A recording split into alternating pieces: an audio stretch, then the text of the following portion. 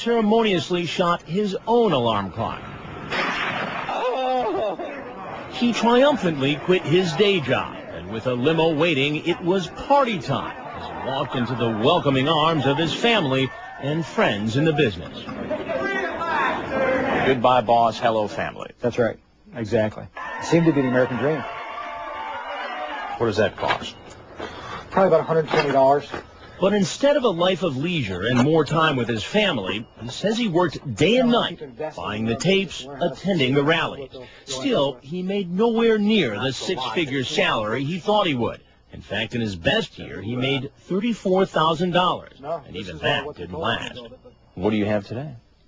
We're destitute, financially.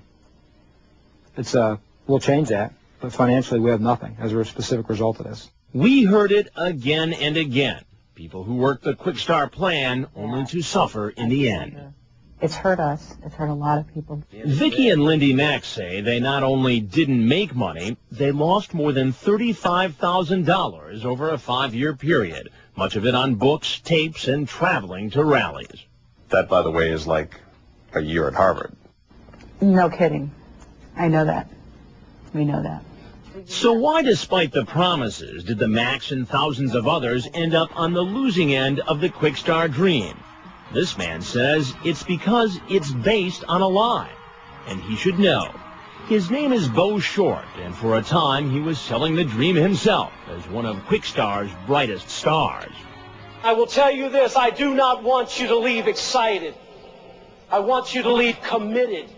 But he says he began to realize he was part of a mass deception.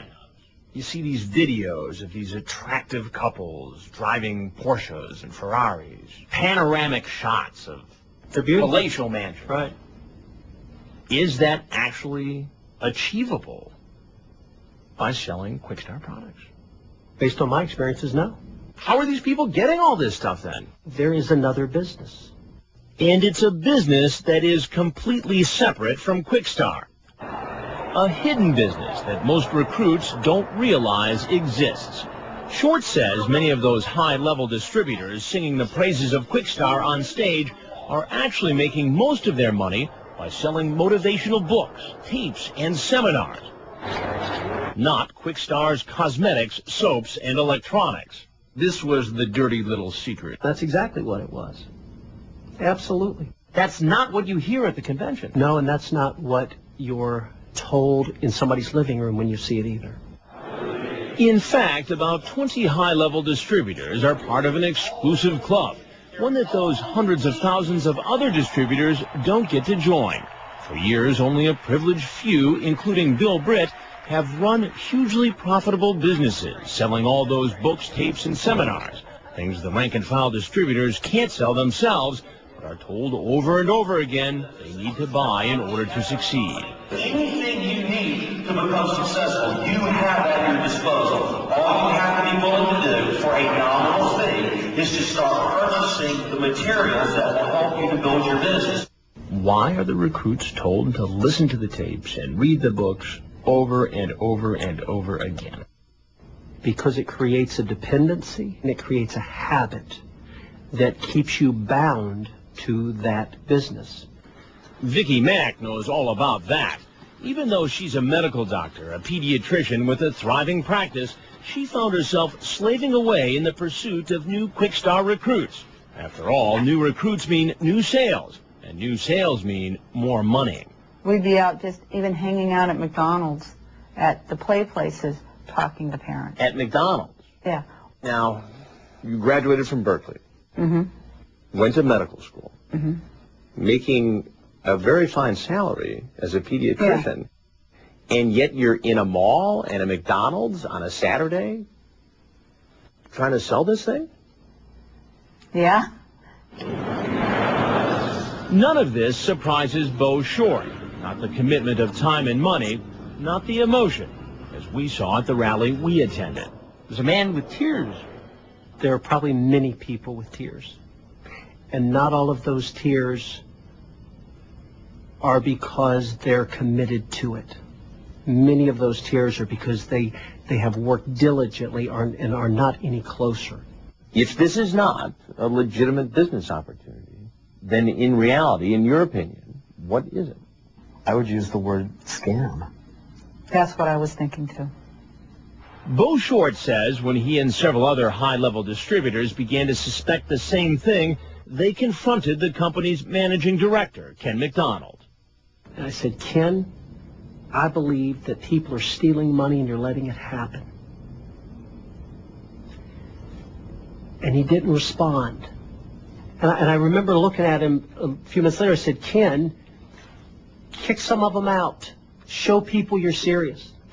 And he looked at me and said, what would happen to the business? Short says the company acknowledged it had been aware of the problem for decades. How could that be? Remember when we said Quixtar sounded a little like Amyay, a company which drew the ire of the federal government several years back for making false promises to recruits? Well, it turns out Quixtar isn't just like Amyay. It was Amyay. Quixtar is just its new incarnation with many of the same players. Eric Scheibler and the Macs began as Amyay distributors, and many of those same high-level Quixtar distributors also began with Amyay. So did Bo Short, who says he decided to walk away from the business and all the money that came with it. You were a poster boy for this outfit. You were on the company yacht. Are you now turning around and biting the hand that fed you?